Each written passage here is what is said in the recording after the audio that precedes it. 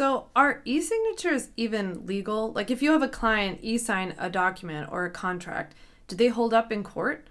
And if you're going to send a client a contract, how exactly do you send it to make sure it's legally binding?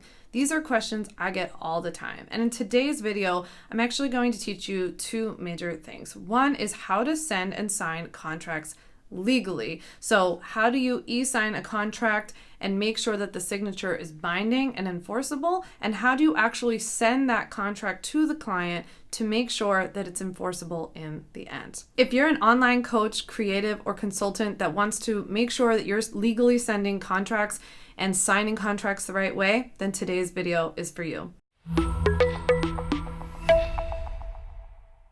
To learn legal tips for online business, hit subscribe and make sure you pop back in every Tuesday for my bite-sized legal tips. I'm Sam Vander Wielen, an attorney turned entrepreneur, and I help coaches, creatives, and consultants learn how to legally protect and grow online businesses. I've helped thousands of you send thousands more contracts the right way online over the past 3 years. And if you're ready to do that too, then let's hop in. So let's talk e-signatures. First things first, are e-signatures even valid? Can you sign contracts that way and send them over email or use these different e-signing platforms? I get those questions a lot. Long story short, in the US, yes, we have had a law called the ESign Act on the books since 2000 that basically says, in a nutshell, that just because a contract is e-signed or you used an e-signature to sign a contract doesn't in and of itself make it invalid. So in other words, the ESign Act tells us that in the US you can e-sign contracts, but they have to be e-signed correctly. And that's what I'm going to teach you today.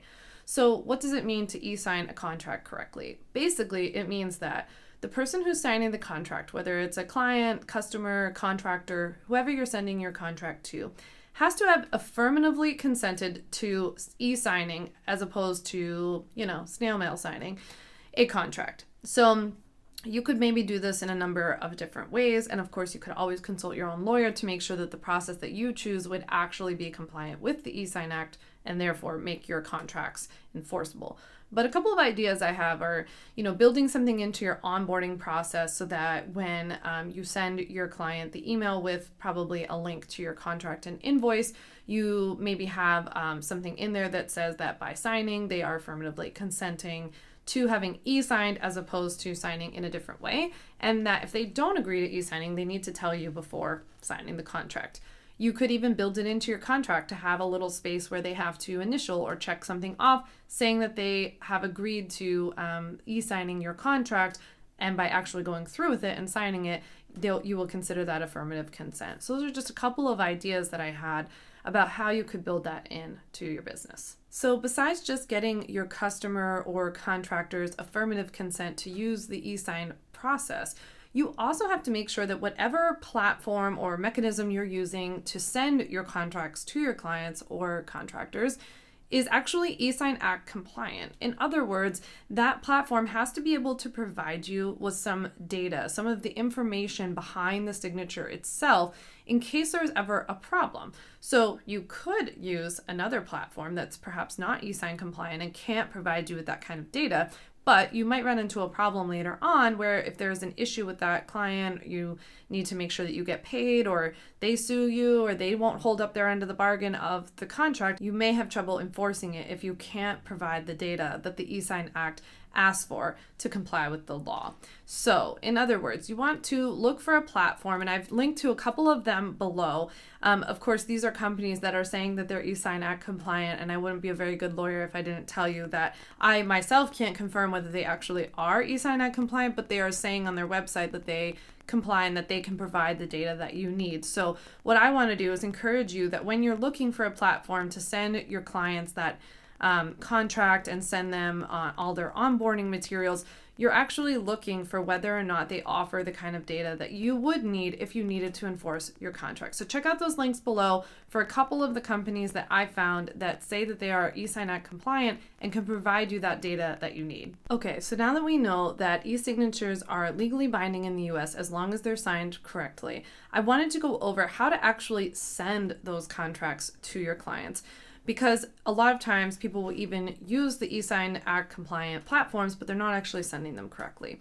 So when you send a contract to people, you want to make sure that all of the signatures when you send it to your client are blank.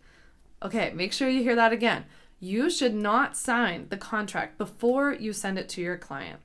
All signature lines should be blank. Why is that? Well, I'll save you the very long and boring legal story, but basically I'll just tell you that contracts are what we call meetings of the mind, right? It's two people coming together to say, hey, these are the terms that I thought we agreed to, and you're saying these are the terms that I thought we agreed to, and the contract is what we would call in fancy lawyer terms, the memorialization of those agreements, right? So the reason that you send your contract blank to your client or to the contractor is because technically they should have the opportunity to review it and make sure that that does in fact represent the understanding of your agreement or of your work together.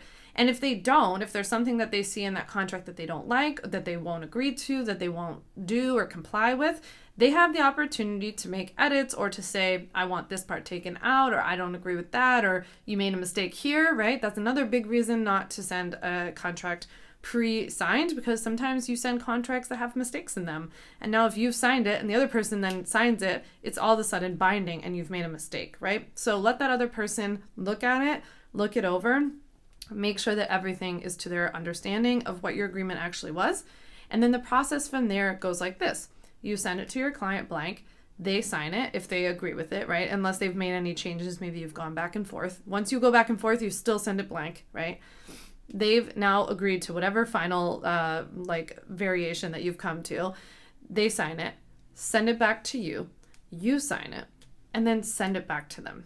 Okay, and so you can both e-sign it. You can e-sign back and forth, but you just want to send it blank, have them e-sign, they send it back, you e-sign, and then this is what I want you to do. This is a bonus tip. I want you to then either send by email or set up some sort of automation in the platform that you use. Send a completed and fully signed copy to your client or to the contractor for their records.